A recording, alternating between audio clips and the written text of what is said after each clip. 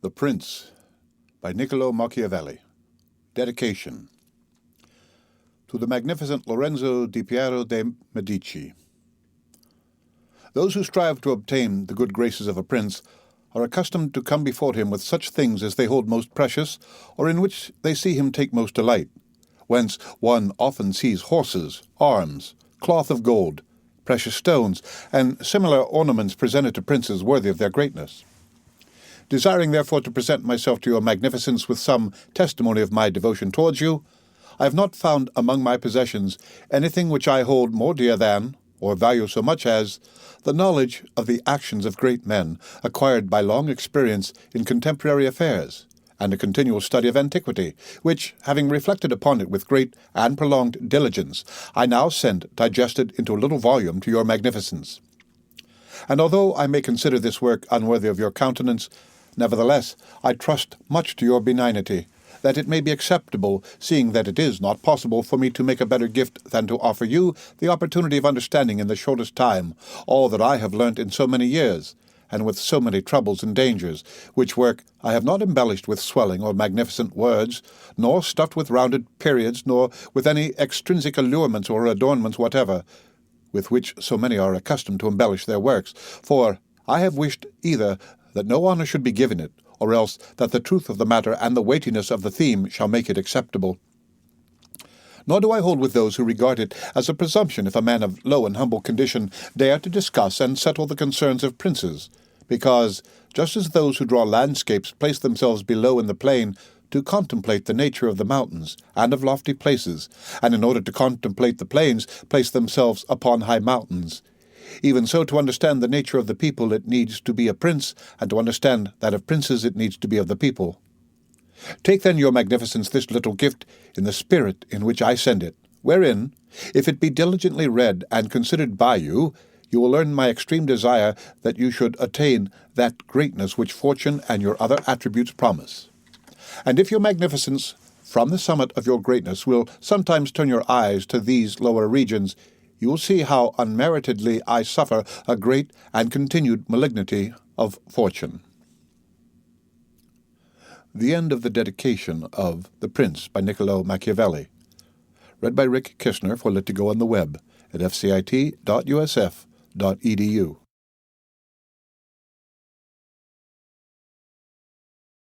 The Prince by Niccolo Machiavelli.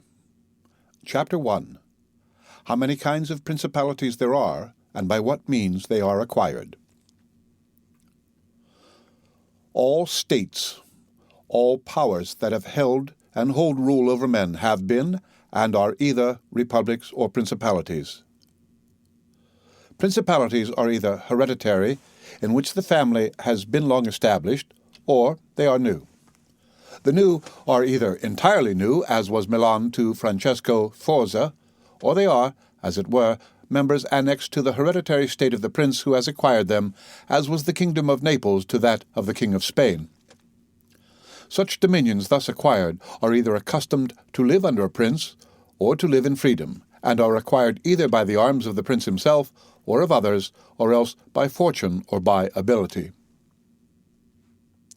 The end of Chapter 1 of The Prince by Niccolo Machiavelli. Read by Rick Kishner for Let to Go on the web at fcit.usf.edu.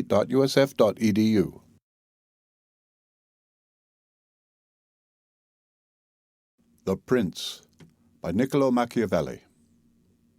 Chapter 2. Concerning Hereditary Principalities. I will leave out all discussion on republics, inasmuch as in another place I have written of them at length, and will address myself only to principalities. In doing so, I will keep to the order indicated above, and discuss how such principalities are to be ruled and preserved.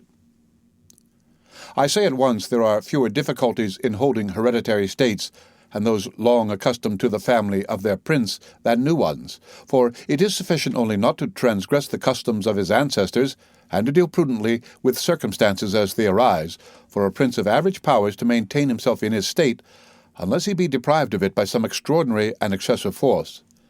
And if he should be so deprived of it, whenever anything sinister happens to the usurper, he will regain it.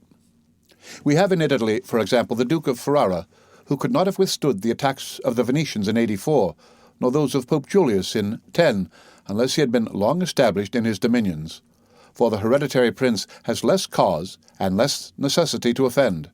Hence it happens that he will be more loved, and unless extraordinary vices cause him to be hated, it is reasonable to expect that his subjects will be naturally well disposed towards him, and in the antiquity and duration of his rule, the memories and motives that make for change are lost, for one change always leaves the toothing for another. The end of Chapter 2 of The Prince by Niccolo Machiavelli. Read by Rick Kirshner for Lit2Go on the web at fcit.usf.edu.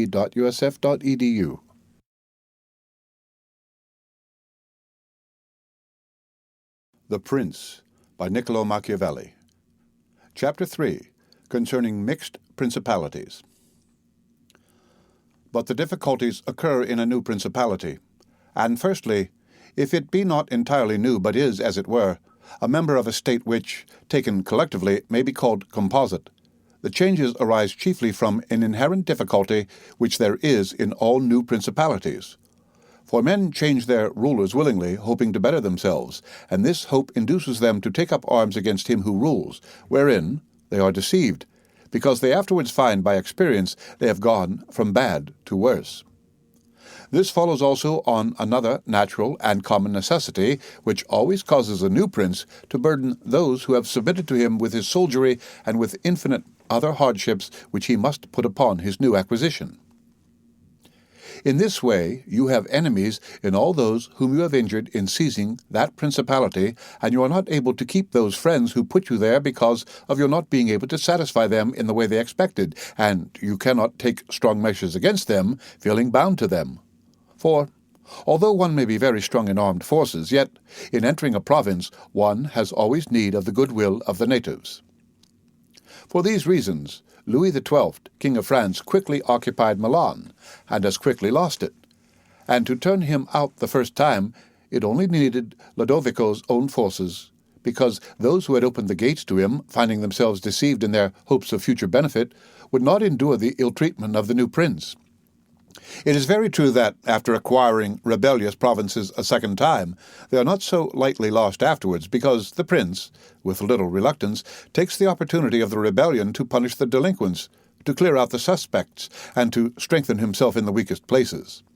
Thus, to cause France to lose Milan the first time, it was enough for the Duke Lodovico to raise insurrections on the borders. But to cause him to lose it a second time, it was necessary to bring the whole world against him, and that his army should be defeated and driven out of Italy, which followed from the causes above mentioned. Editor's note: Duke Lodovico was Ludovico Moro, a son of Francesco Forza, who married Beatrice d'Este. He ruled over Milan from 1494 to 1500 and died in 1510. Nevertheless, Milan was taken from France, both the first and the second time. The general reasons for the first have been discussed. It remains to name those for the second, and to see what resources he had, and what anyone in his situation would have had for maintaining himself more securely in his acquisition than did the King of France. Now I say that those dominions which, when acquired, are added to an ancient state by him who acquires them, are either of the same country and language, or they are not.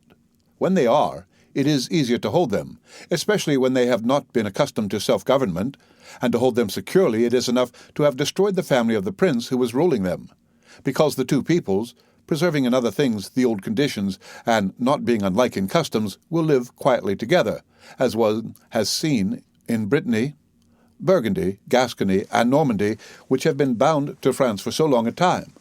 And although there may be some difference in language, nevertheless the customs are alike, and the people will easily be able to get on amongst themselves. He who has annexed them, if he wishes to hold them, has only to bear in mind two considerations. The one, that the family of their former lord is extinguished; the other, that neither their laws nor their taxes are altered, so that in a very short time they will become entirely one body with the old principality. But when states are acquired in a country differing in language, customs, or laws, there are difficulties, and good fortune and great energy are needed to hold them, and one of the greatest and most real helps would be that he who has acquired them should go and reside there. This would make his position more secure and durable, as it has made that of the Turk in Greece, who, notwithstanding all the other measures taken by him for holding that state, if he had not settled there, would not have been able to keep it, because if one is on the spot, disorders are seen as they spring up, and one can quickly remedy them. But if one is not at hand, they are heard of only when they are great, and then one can no longer remedy them. Besides this, the country is not pillaged by your officials. The subjects are satisfied by prompt recourse to the prince. Thus, wishing to be good, they have more cause to love him, and wishing to be otherwise, to fear him. He who would attack that state from the outside must have the utmost caution. As long as the prince resides there, it can only be wrested from him with the greatest difficulty. The other and better course is to send colonies to one or two places which may be as keys to that state, for it is necessary either to do this or else to keep there a great number of cavalry and infantry. A prince does not spend much on colonies, for with little or no expense he can send them out and keep them there, and he offends a minority only of the citizens from whom he takes lands and houses to give them to the new inhabitants, and those whom he offends, remaining poor and scattered, are never able to injure him, whilst the rest, being uninjured, are easily kept quiet, and at the same time are anxious not to err for fear it should happen to them as it has to those who have been despoiled. In conclusion, I say that these colonies are not costly, they are more faithful, they injure less, and the injured, as has been said, being poor and scattered, cannot hurt.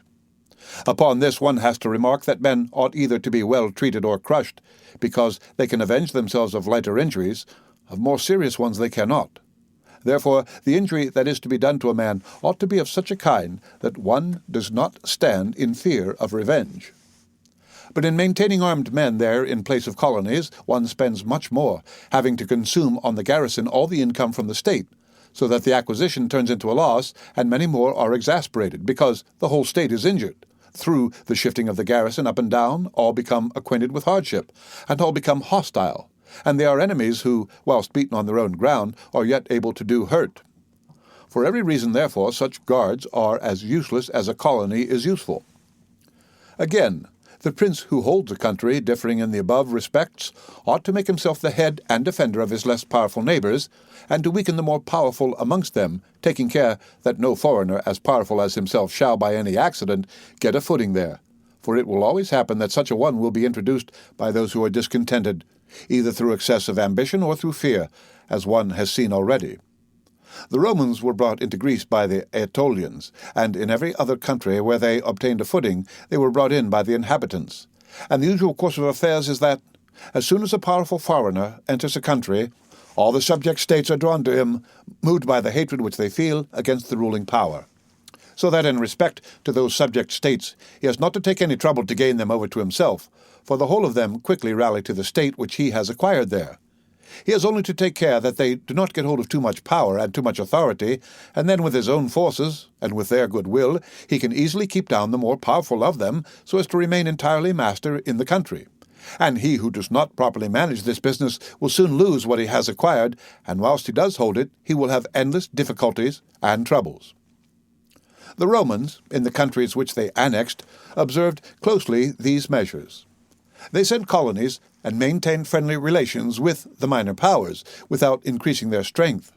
They kept down the greater, and did not allow any strong foreign powers to gain authority. Greece appears to me sufficient for an example. The Achaeans and the Aetolians were kept friendly by them. The kingdom of Macedonia was humbled.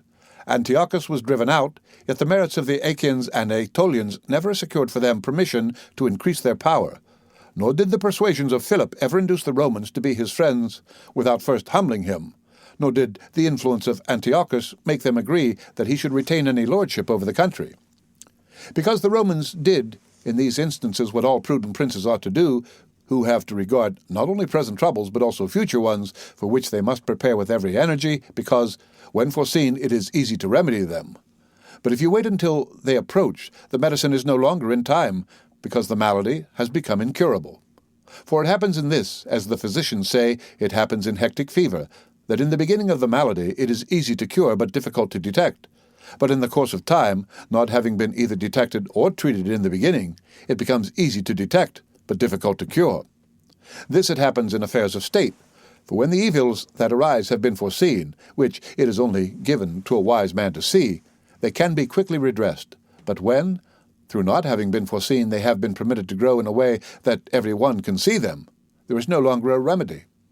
Therefore the Romans, foreseeing troubles, dealt with them at once, and even to avoid a war would not let them come to a head, for they knew that war is not to be avoided, but is only to be put off to the advantage of others. Moreover, they wished to fight with Philip and Antiochus in Greece so as not to have to do it in Italy. They could have avoided both, but this they did not wish, nor did that ever please them, which is forever in the mouths of the wise ones of our time. Let us enjoy the benefits of the time, but rather the benefits of their own valor and prudence, for time dries everything before it, and is able to bring with it good as well as evil, and evil as well as good. But let us turn to France and inquire whether she has done any of the things mentioned. I will speak of Louis and not of Charles, as the one whose conduct is the better to be observed, he having held possession of Italy for the longest period, and you will see that he has done the opposite to those things which ought to be done to retain a state composed of diverse elements. The Louis and Charles we refer to here are Louis XII, King of France, the father of the people, born 1462 and died 1515. Charles VIII, King of France, born 1470 and died in 1498. King Louis was brought into Italy by the ambition of the Venetians, who desired to obtain half the state of Lombardy by his intervention. I will not blame the course taken by the king, because, wishing to get a foothold in Italy and having no friends there, seeing rather that every door was shut to him owing to the conduct of Charles, he was forced to accept those friendships which he could get, and he would have succeeded very quickly in his design if in other matters he had not made some mistakes. The king, however, having acquired Lombardy, regained at once the authority which Charles had lost. Genoa yielded. The Florentines became his friend. The Marquis of Mantua, the Duke of Ferrara, the Bentivogli, my Lady of Forli, the lords of Faenza, of Pesaro, of Rimini, of Camarino, of Piombino, the Lucchese, the Pisans, the Sienese. Everybody made advances to him to become his friend. Then could the Venetians realize the rashness of the course taken by them, which, in order that they might secure 2 towns in Lombardy, had made the king master of 2/3 of Italy. Let anyone now consider with what little difficulty the king could have maintained his position in Italy had he observed the rules above laid down, and kept all his friends secure and protected. For although they were numerous, they were both weak and timid, some afraid of the church, some of the Venetians, and thus they would always have been forced to stand in with him, and by their means he could easily have made himself secure against those who remained powerful. But he was no sooner in Milan than he did the contrary by assisting Pope Alexander to occupy the Romagna. It never occurred to him that by this action he was weakening himself, depriving himself of friends and of those who had thrown themselves into his lap, whilst he aggrandized the church by adding much temporal power to the spiritual, thus giving it greater authority. And having committed this prime error, he was obliged to follow it up, so much so that, to put an end to the ambition of Alexander and to prevent his becoming the master of Tuscany, he was himself forced to come into Italy. And, as if it were not enough to have aggrandized the church and deprived himself of friends, he, wishing to have the kingdom of Naples, divides it with the king of Spain, and where he was the prime arbiter in Italy, he takes an associate so that the ambitious of that country and the malcontents of his own should have somewhere to shelter. And whereas he could have left in the kingdom his own pensioner as king, he drove him out, to put one there who was able to drive him, Louis, out in turn. The wish to acquire is, in truth, very natural and common, and men always do so when they can, and for this they will be praised, not blamed.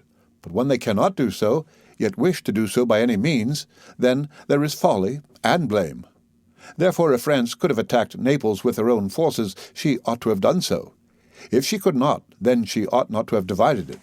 And if the partition which she made with the Venetians in Lombardy was justified by the excuse that by it she got a foothold in Italy, this other partition merited blame, for it had not the excuse of that necessity.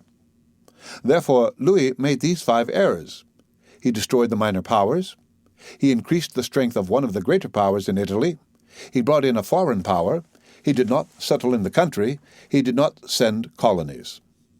Which errors, had he lived, were not enough to injure him had he not made a 6th by taking away their dominions from the Venetians, because had he not aggrandized the church, nor brought Spain into Italy, it would have been very reasonable and necessary to humble them.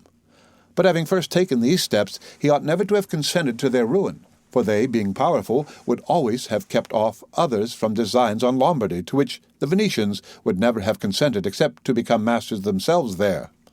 Also because the others would not wish to take Lombardy from France in order to give it to the Venetians, and to run counter to both, they would not have had the courage.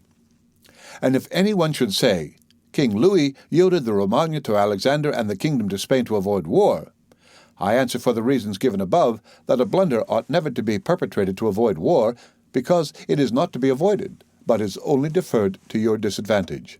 And if another should allege the pledge which the king had given to the Pope, that he would assist him in the enterprise in exchange for the dissolution of his marriage, and for the cap to Rouen, to that I reply what I shall write later on concerning the faith of princes and how it ought to be kept. Editorial note: Louis XII divorced his wife Jean, daughter of Louis XI, and married in 1499 Anne of Brittany, widow of Charles VIII, in order to retain the Duchy of Brittany for the crown. Editorial note: The Archbishop of Rouen. He was Georges d'Amboise, created a cardinal by Alexander VI, born in 1460 and died in 1510. Thus King Louis lost Lombardy by not having followed any of the conditions observed by those who have taken possession of countries and wish to retain them. Nor is there any miracle in this, but much that is reasonable and quite natural. And on these matters I spoke at Nantes with Rouen, when Valentino, as César Borgia, the son of Pope Alexander was usually called, occupied the Romagna, and on Cardinal Rouen observing to me that the Italians did not understand war, I replied to him that the French did not understand statecraft, meaning that otherwise they would not have allowed the Church to reach such greatness. And in fact it has been seen that the greatness of the Church and of Spain and Italy has been caused by France, and her ruin may be attributed to them. From this a general rule is drawn which never or rarely fails, that he who is the cause of another becoming powerful is ruined, because that predominancy has been brought about either by astuteness or else by force, and both are distrusted by him who has been raised to power. The end of Chapter 3 of The Prince by Niccolo Machiavelli. Read by Rick Kistner for Lit2Go on the web at fcit.usf.edu.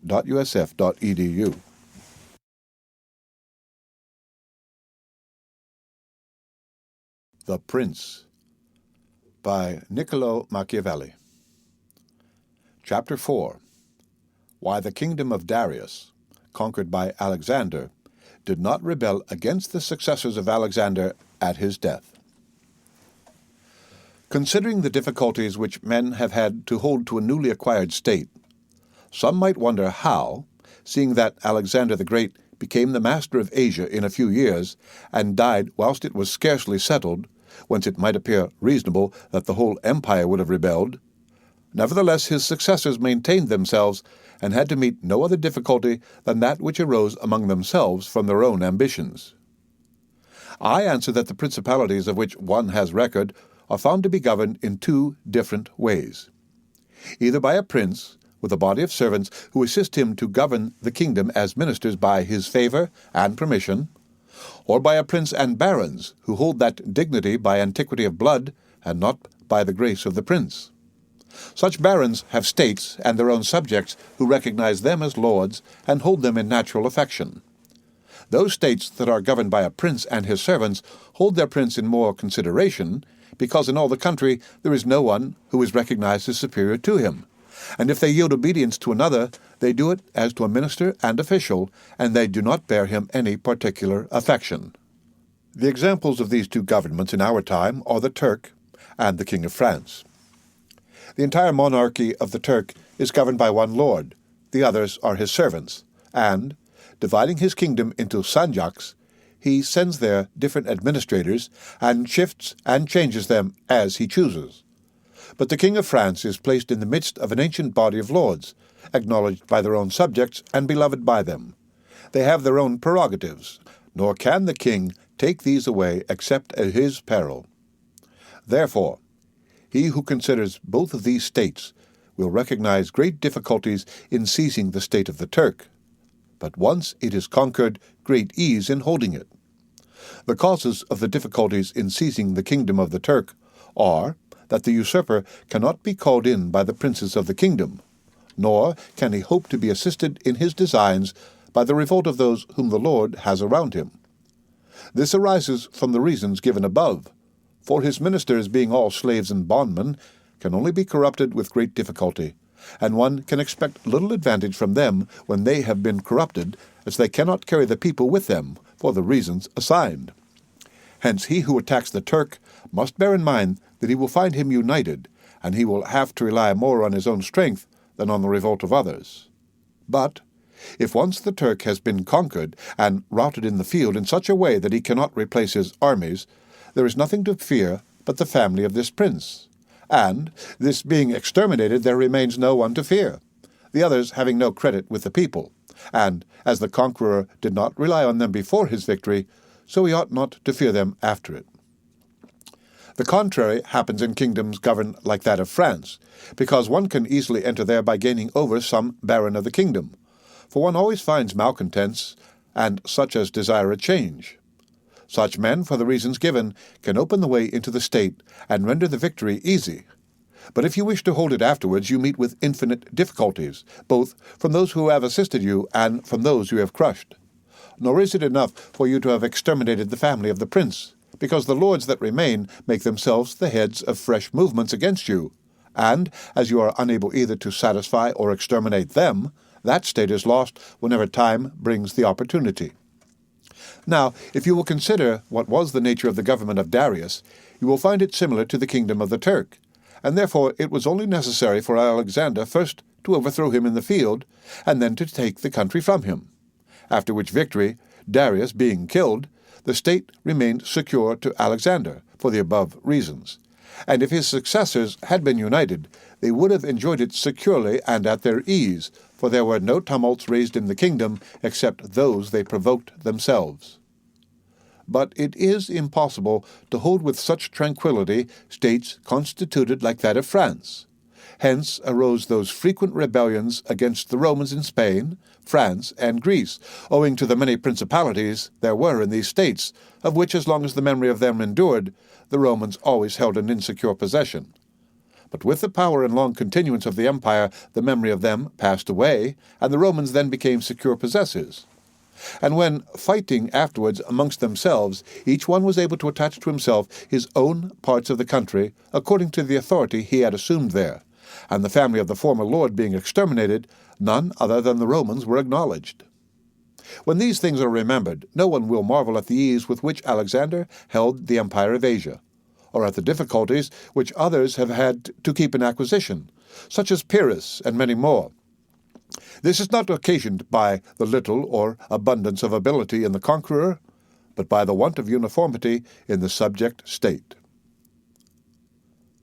The end of Chapter 4 of The Prince by Niccolo Machiavelli, read by Rick Kishner for Lit to Go on the web at fcit.usf.edu.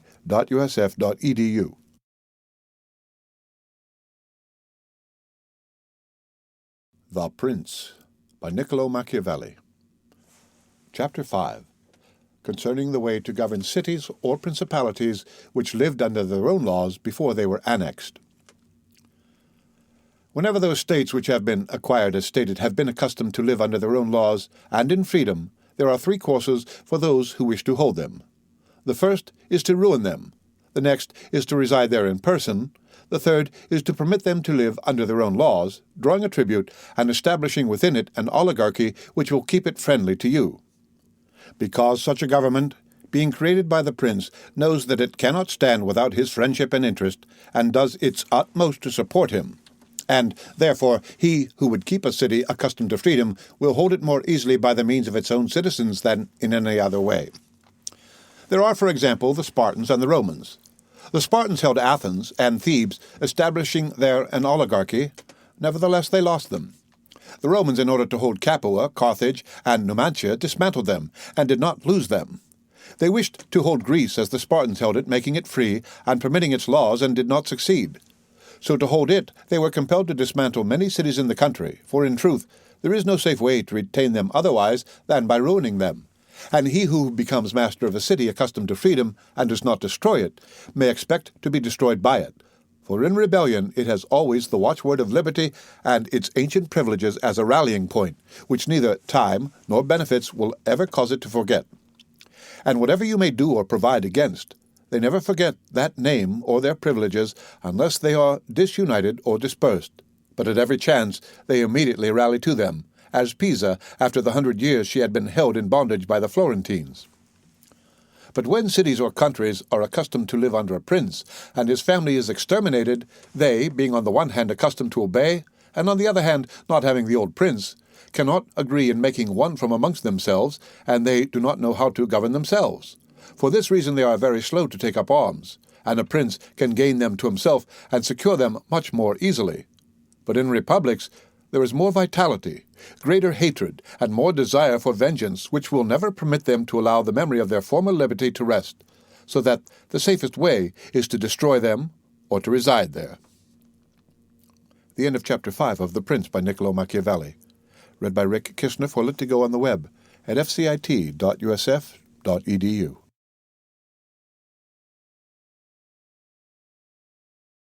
The Prince by Niccolo Machiavelli.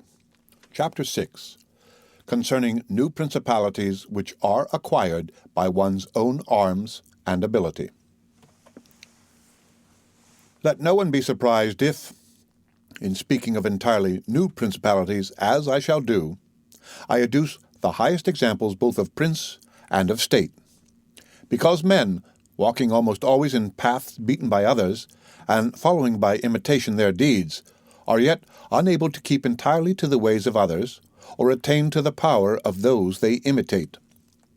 A wise man ought always to follow the paths beaten by great men, and to imitate those who have been supreme, so that, if his ability does not equal theirs, at least it will savor of it.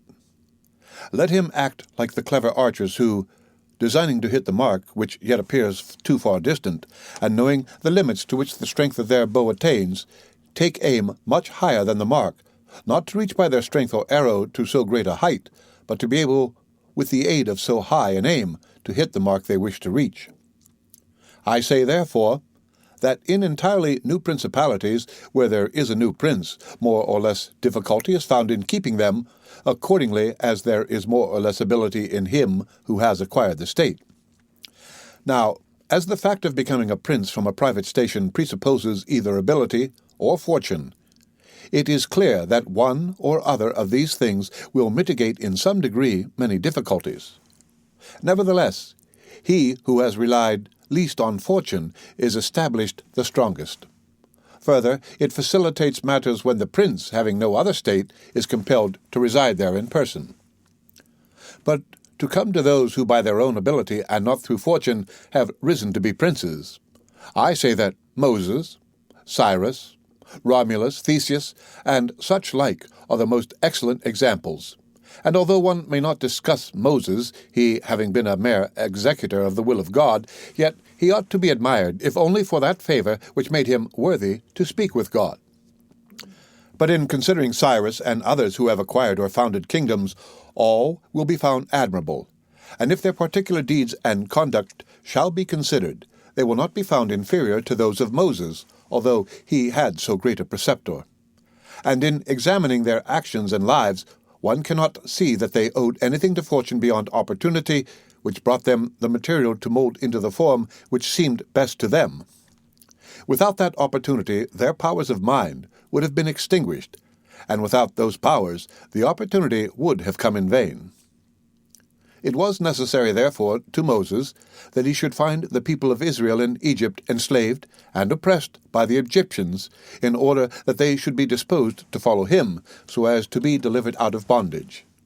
It was necessary that Romulus should not remain in Alba, and that he should be abandoned at his birth, in order that he should become king of Rome and founder of the fatherland.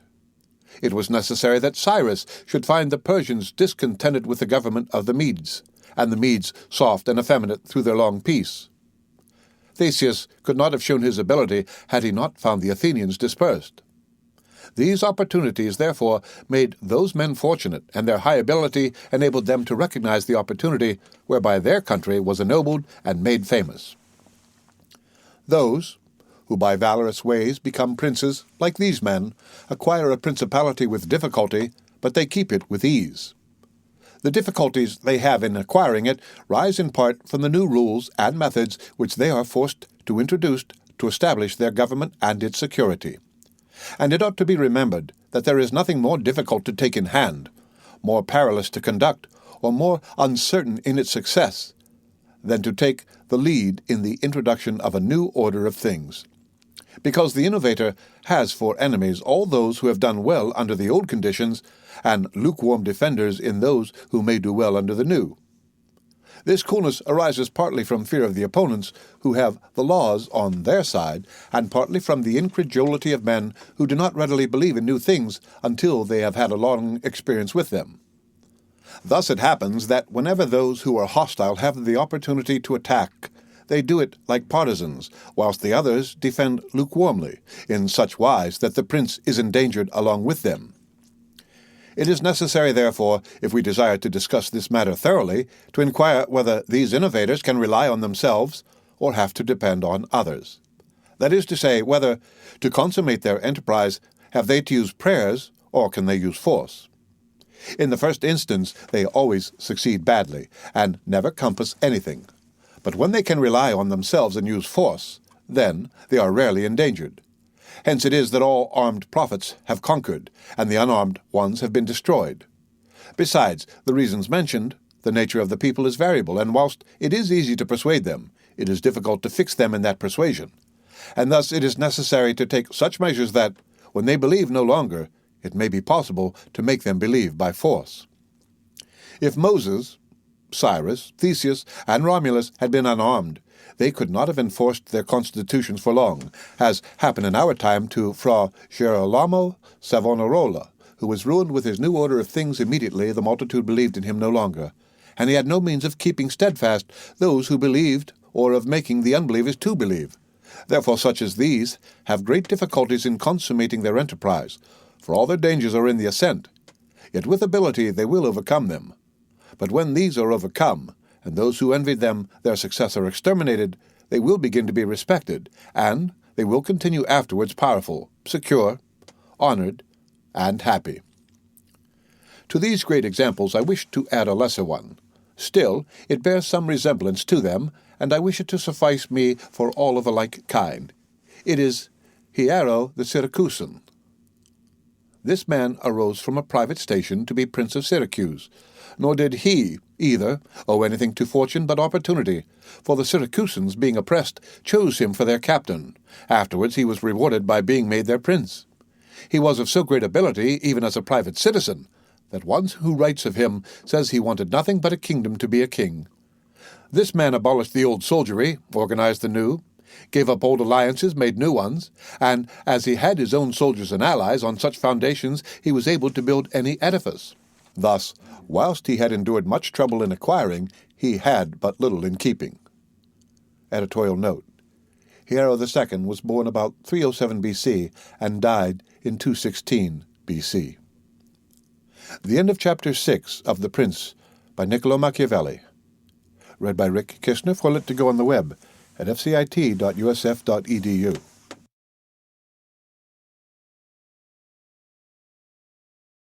The Prince by Niccolo Machiavelli, Chapter 7, concerning new principalities which are acquired either by the arms of others or by good fortune. Those who solely by good fortune become princes from being private citizens have little trouble in rising, but much in keeping atop. They have not any difficulties on the way up because they fly, but they have many when they reach the summit. Such are those to whom some state is given either for money or by the favor of him who bestows it, as happened to many in Greece, in the cities of Ionia and of the Hellespont, where princes were made by Darius, in order that they might hold the cities both for his security and his glory, as also were those emperors who, by the corruption of the soldiers, from being citizens came to empire. Such stand simply elevated upon the goodwill and the fortune of him who has elevated them, two most inconstant and unstable things. Neither have they the knowledge requisite for the position, because, unless they are men of great worth and ability, it is not reasonable to expect that they should know how to command, having always lived in a private condition. Besides, they cannot hold it because they have not forces which they can keep friendly and faithful. States that rise unexpectedly, then, like all other things in nature which are born and grow rapidly, cannot leave their foundations and correspondencies. See editorial note, fixed in such a way that the first storm will not overthrow them, unless, as is said, Those who unexpectedly become princes are men of so much ability that they know they have to be prepared at once to hold that which fortune has thrown into their laps, and that those foundations which others have laid before they become princes, they must lay afterwards. Editorial note: Les radici et correspondens, their roots, that is, their foundations, and correspondencies, or relations with other states, a common meaning of correspondence, and correspondency in the 16th and 17th centuries.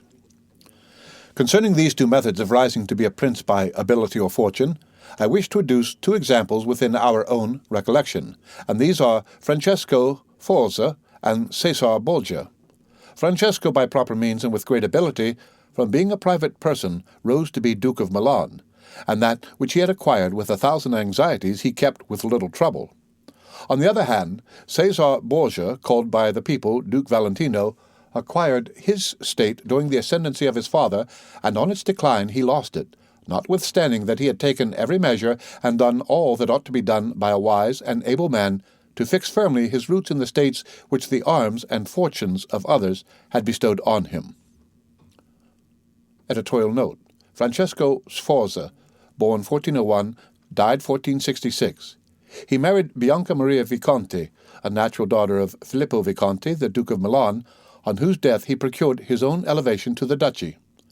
Machiavelli was the accredited agent of the Florentine Republic to Cesar Borgia, 1478 to 1507, during the transactions which led up to the assassinations of the Orsini and Vitelli at Sinigalia, and along with the letters to his chiefs in Florence, is left an account, written 10 years before the prince, of the proceedings of the Duke in his Descrizione del modo tenuto dal Duca Valentino nello ammazzare Vitelloso Vitelli, and so forth, a translation of which is appended to the present work.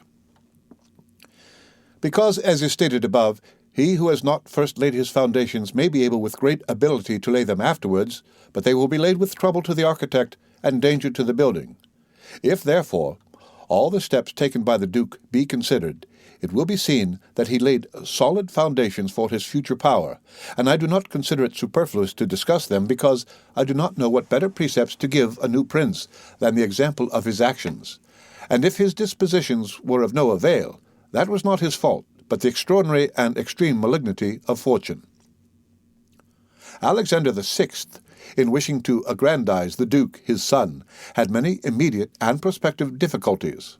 Firstly, he did not see his way to make him master of any state that was not a state of the Church, and if he was willing to rob the Church, he knew that the Duke of Milan and the Venetians would not consent, because Faenza and Rimini were already under the protection of the Venetians.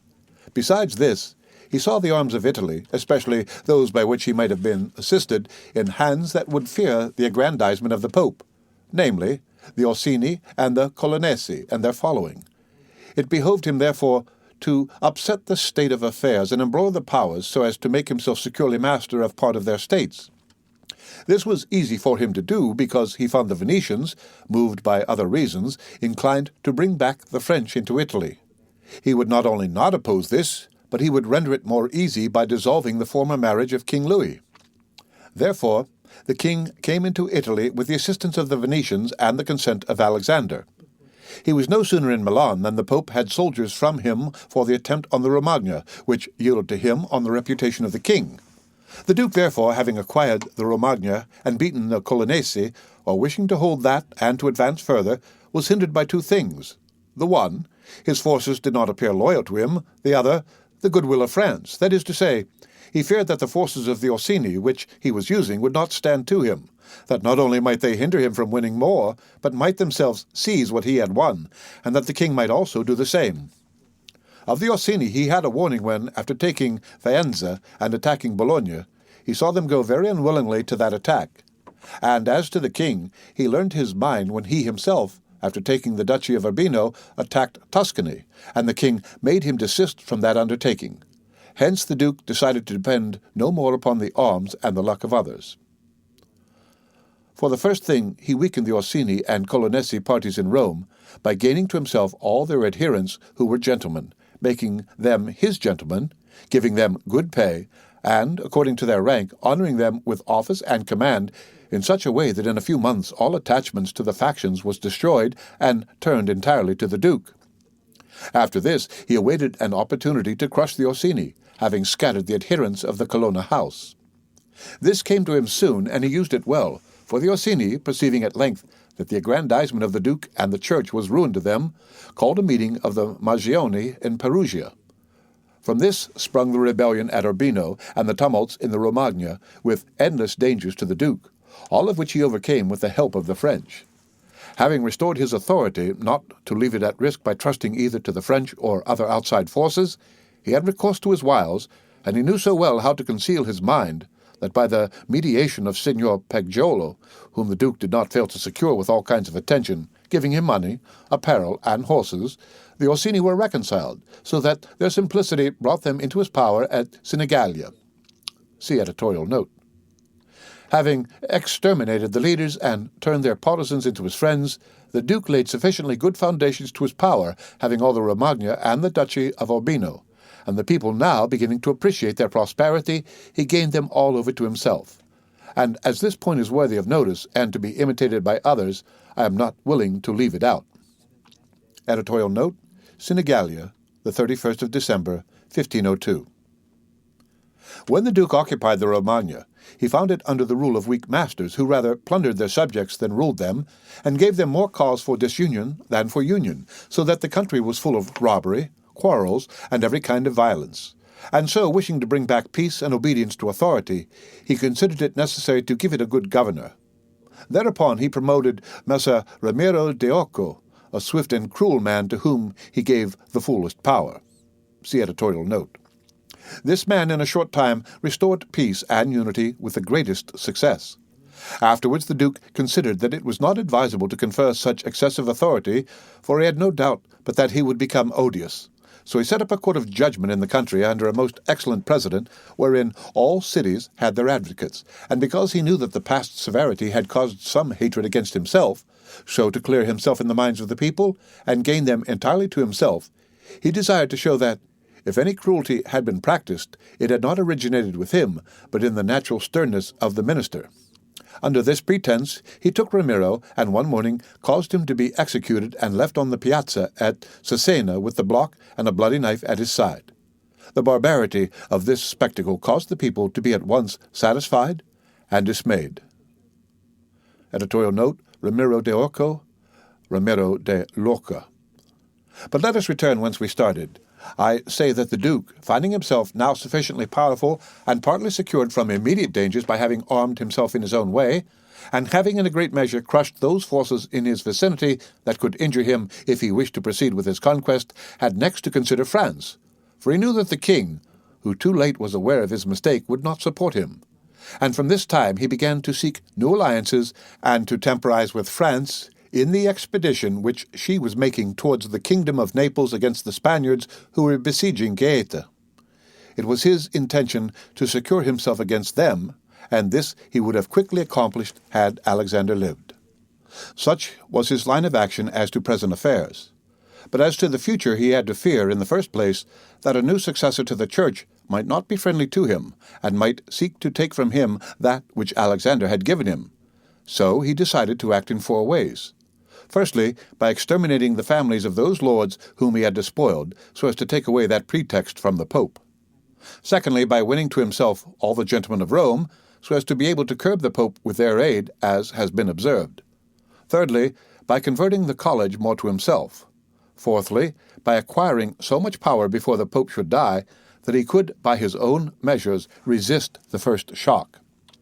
Of these 4 things, at the death of Alexander, he had accomplished 3, for he had killed as many of the dispossessed lords as he could lay hands on, and few had escaped. He had won over the Roman gentlemen, and he had the most numerous party in the college. And as to any fresh acquisition, he intended to become master of Tuscany, for he already possessed Perugia, and Piombino and Pisa was under his protection. And as he had no longer to study France, for the French were already driven out of the kingdom of Naples by the Spaniards, and in this way both were compelled to buy his goodwill, he pounced down upon Pisa. After this, Lucca and Siena yielded at once, partly through hatred and partly through fear of the Florentines, and the Florentines would have had no remedy had he continued to prosper, as he was prospering the year that Alexander died, for he had acquired so much power and reputation that he would have stood by himself and no longer have depended on the luck and the forces of others, but solely on his own power and ability. But Alexander died 5 years after he had first drawn the sword. He left the Duke with the state of Romagna alone consolidated, with the rest in the air between two most powerful hostile armies, and sick unto death. Yet there were in the Duke such boldness and ability, and he knew so well how men ought to be won or lost, and so firm were the foundations which in so short a time he had laid, that if he had not had those armies on his back, or if he had been in good health, he would have overcome all difficulties. And it is seen that his foundations were good, for the Romagna awaited him for more than a month. In Rome, although but half alive, he remained secure, and whilst the Baglioni, the Vitelli, and the Orsini might come to Rome, they could not effect anything against him. If he could not have made Pope him who he wished, at least the one whom he did not wish would not have been elected. But if he had been in sound health at the death of Alexander, see editorial note, everything would have been different to him. On the day that Julius II, see editorial note, was elected, he told me that he had thought of everything that might occur at the death of his father, and had provided a remedy for all, except that he had never anticipated that, when the death did happen, he himself would be on the point to die. Editorial note, Alexander VI died of fever on the 18th of August, 1503. Editorial note, Julius II was Giuliano della Rovere, Cardinal of San Pietro ad Vincula, born in 1443 and died in 1513. When all the actions of the Duke are recalled, I do not know how to blame him, but rather it appears to be, as I have said, that I ought to offer him for imitation to all those who by the fortune or the arms of others are raised to government. Because he, having a lofty spirit and far-reaching aims, could not have regulated his conduct otherwise, and only the shortness of the life of Alexander and his own sickness frustrated his designs. Therefore he who considers it necessary to secure himself in his new principality, to win friends, to overcome either by force or fraud, to make himself beloved and feared by the people, to be followed and revered by the soldiers, to exterminate those who have power or reason to hurt him, to change the old order of things for new, to be severe and gracious, magnanimous and liberal, to destroy a disloyal soldiery and to create new, to maintain friendship with kings and princes in such a way that they must help him with zeal and offend with caution, cannot find a more lively example than the actions of this man.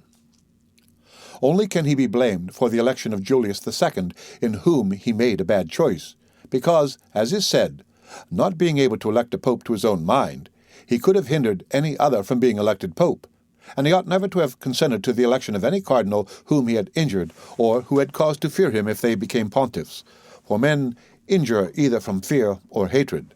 Those whom he had injured, amongst others, were San Pietro ad Vincula, Colonna, San Giorgio, and Ascanio. See editorial note. The rest in becoming pope had to fear him, Rouen and the Spaniards excepted, the latter from their relationship and obligations, the former from his influence, the kingdom of France having relations with him. Therefore, above everything, the Duke ought to have created a Spaniard pope, and failing him, he ought to have consented to Rouen, and not San Pietro ad Vincula. He who believes that new benefits will cause great personages to forget old injuries is deceived. Therefore the Duke erred in his choice, and it was the cause of his ultimate ruin. Editorial note. San Giorgio is Raffaello Riario. Ascanio is Ascanio Sforza. The end of Chapter 7 of The Prince by Niccolo Machiavelli. Read by Rick Kishner for Lit to Go on the web at fcit.usf.edu.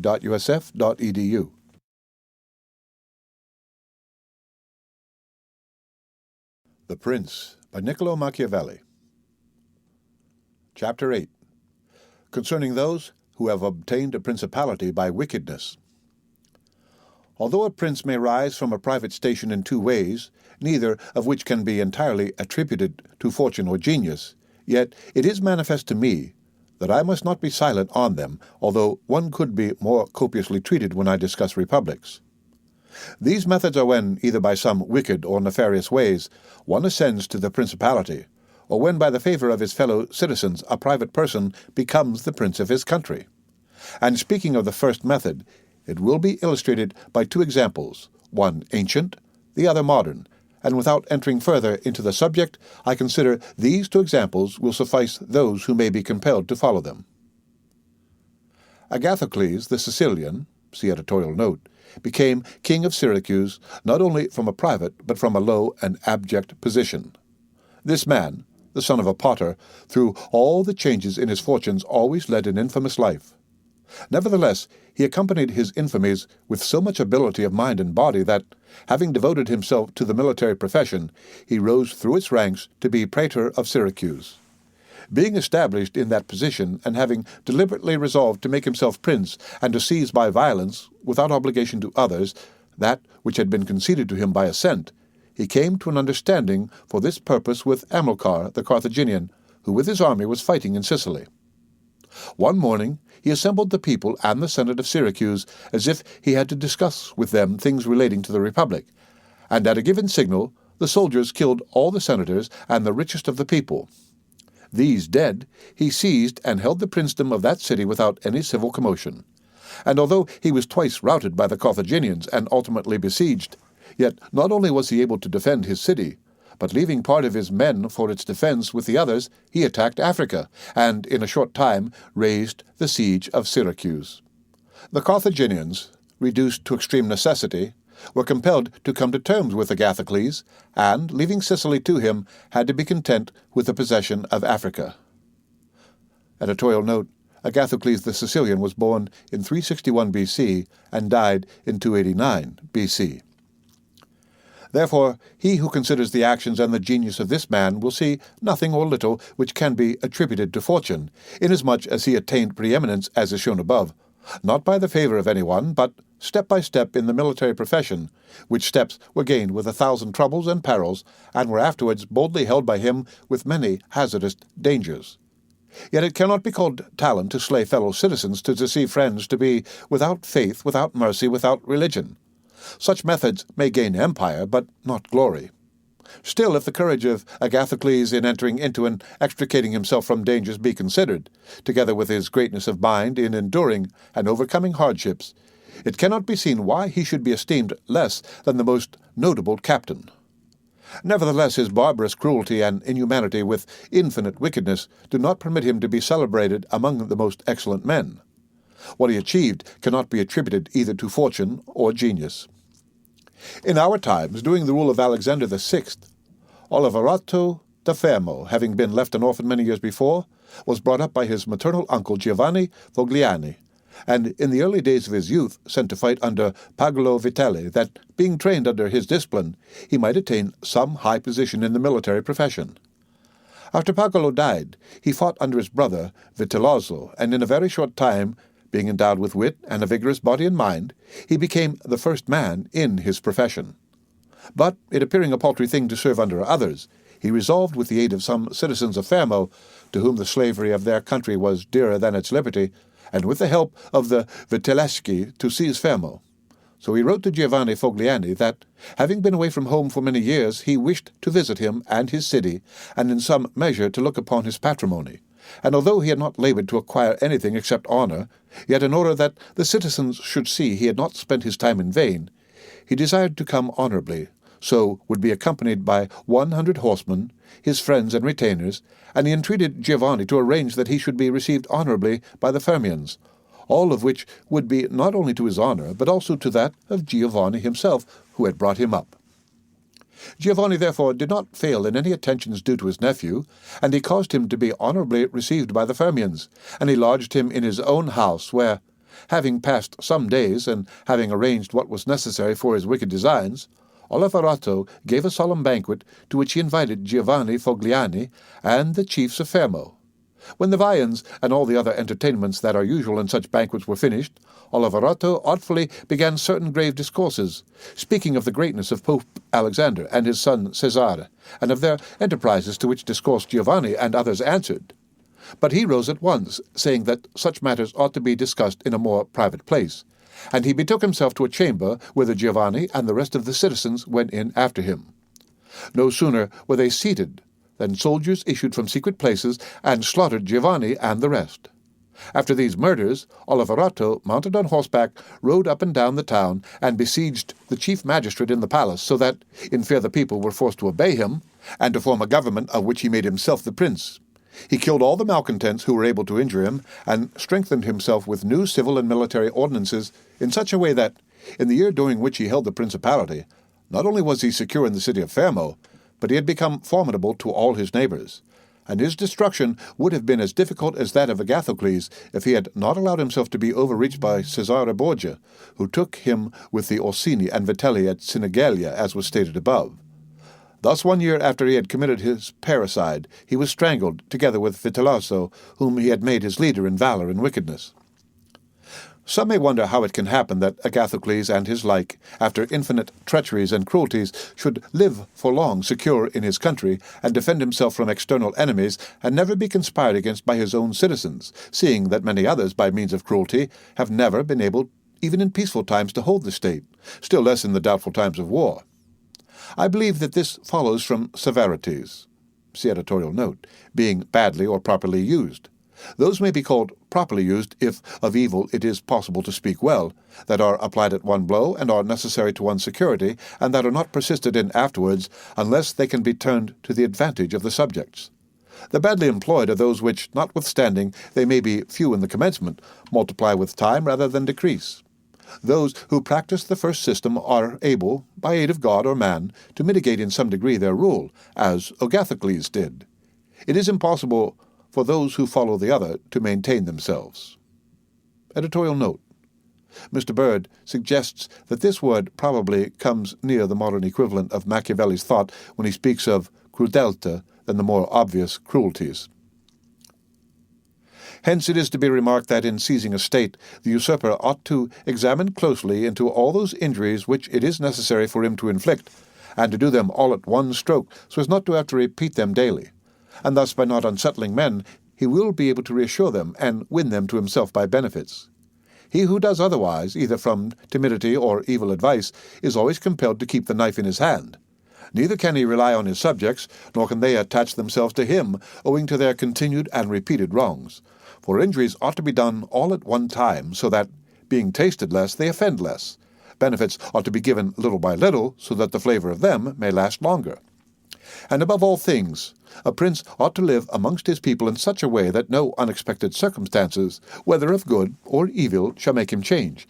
Because if the necessity for this comes in troubled times, you are too late for harsh measures, and mild ones will not help you, for they will be considered as forced from you, and no one will be under any obligation to you for them.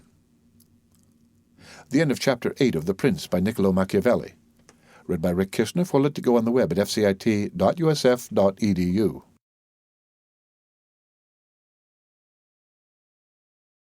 The Prince by Niccolo Machiavelli. Chapter 9. Concerning a Civil Principality. But coming to the other point, where a leading citizen becomes the prince of his country, not by wickedness or any intolerable violence, but by the favor of his fellow citizens, this may be called a civil principality. Nor is genius or fortune altogether necessary to attain to it, but rather a happy shrewdness. I say, then, that such a principality is obtained either by the favor of the people or by the favor of the nobles, because in all cities these two distinct parties are found, and from this it arises that the people do not wish to be ruled nor oppressed by the nobles, and the nobles wish to rule and oppress the people. And from these two opposite desires there arises in cities one of three results, either a principality, self-government, or anarchy. A principality is created either by the people or by the nobles, accordingly as one or other of them has the opportunity. For the nobles, seeing they cannot withstand the people, begin to cry up the reputation of one of themselves, and they make him a prince so that, under his shadow, they can give vent to their ambitions. The people, finding they cannot resist the nobles, also cry up the reputation of one of themselves, and make him a prince so as to be defended by his authority. He who obtains sovereignty by the assistance of the nobles maintains himself with more difficulty than he who comes to it by the aid of the people, because the former finds himself with many around him who consider themselves his equals, and because of this he can neither rule nor manage them to his liking. But he who reaches sovereignty by popular favor finds himself alone, and has none around him, or few, who are not prepared to obey him. Besides this, one cannot by fair dealing, and without injury to others, satisfy the nobles, but you can satisfy the people, for their object is more righteous than that of the nobles, the latter wishing to oppress, while the former only desire not to be oppressed. It is to be added also that a prince can never secure himself against a hostile people, because of their being too many, whilst from the nobles he can secure himself, as they are few in number. The worst that a prince may expect from a hostile people is to be abandoned by them. But from hostile nobles he has not only to fear abandonment, but also that they will rise against him, for they, being in these affairs more far-seeing and astute, always come forward in time to save themselves and to obtain favours from him whom they expect to prevail. Further, the prince is compelled to live always with the same people, but he can do well without the same nobles, being able to make and unmake them daily, and to give or take away authority when it pleases him. Therefore, to make this point clearer, I say that the nobles ought to be looked at mainly in two ways, that is to say, they either shape their course in such a way as binds them entirely to your fortune, or they do not. Those who so bind themselves and are not rapacious ought to be honoured and loved. Those who do not bind themselves may be dealt with in two ways. They may fail to do this through pusillanimity and a natural want of courage, in which case you ought to make use of them, especially of those who are of good counsel. And thus, whilst in prosperity you honour them, in adversity you do not have to fear them. But when, for their own ambitious ends, they shun binding themselves, it is a token that they are giving more thought to themselves than to you, and a prince ought to guard against such, and to fear them as if they were open enemies, because in adversity they always help to ruin him. Therefore, one who becomes a prince through the favour of the people ought to keep them friendly, and this he can easily do, seeing they only ask not to be oppressed by him.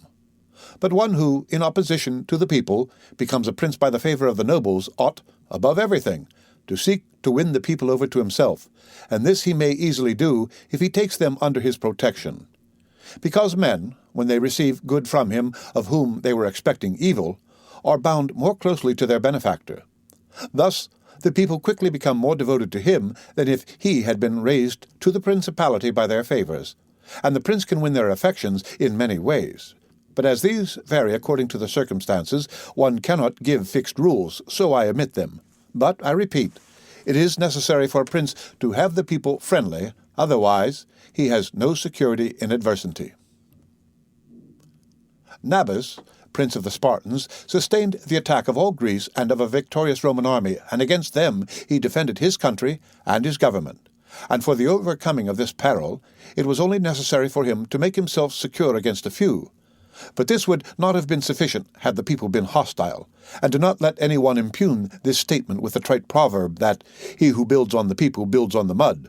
For this is true when a private citizen makes a foundation there, and persuades himself that the people will free him when he is oppressed by his enemies or by the magistrates, wherein he would find himself very often deceived, as happened to the Gracchi in Rome, and to Messer Giorgio Scali, see editorial note, in Florence. But granted a prince who has established himself as above, who can command and is a man of courage, undismayed in adversity, who does not fail in other qualifications, and who, by his resolution and energy, keeps the whole people encouraged, such a one will never find himself deceived in them, and it will be shown that he has laid his foundations well. Editorial note: Nabis, tyrant of Sparta, conquered by the Romans under Flamininus in 195 BC, killed 192 BC. Editorial note: Messer Giorgio Scali. This event is to be found in Machiavelli's Florentine History, Book 3. These principalities are liable to danger when they are passing from the civil to the absolute order of government, for such princes either rule personally or through magistrates. In the latter case, their government is weaker and more insecure because it rests entirely on the goodwill of those citizens who are raised to the magistracy, and who, especially in troubled times, can destroy the government with great ease, either by intrigue or open defiance, and the prince has not the chance amid tumults to exercise absolute authority, because the citizens and subjects accustomed to receive orders from magistrates are not of a mind to obey him amid these confusions, and there will always be in doubtful times a scarcity of men whom he can trust. For such a prince cannot rely upon what he observes in quiet times, when citizens have need of the state, because then everyone agrees with him, they all promise, and when death is far distant, they all wish to die for him. But in troubled times, when the state has need of its citizens, then he finds but few. And so much the more is this experiment dangerous, inasmuch as it can only be tried once. Therefore, a wise prince ought to adopt such a course that his citizens will always, in every sort and kind of circumstance, have need of the state and of him, and then he will always find them faithful. The end of Chapter 9 of The Prince by Niccolo Machiavelli. Read by Rick Kishner for Let to Go on the web at fcit.usf.edu.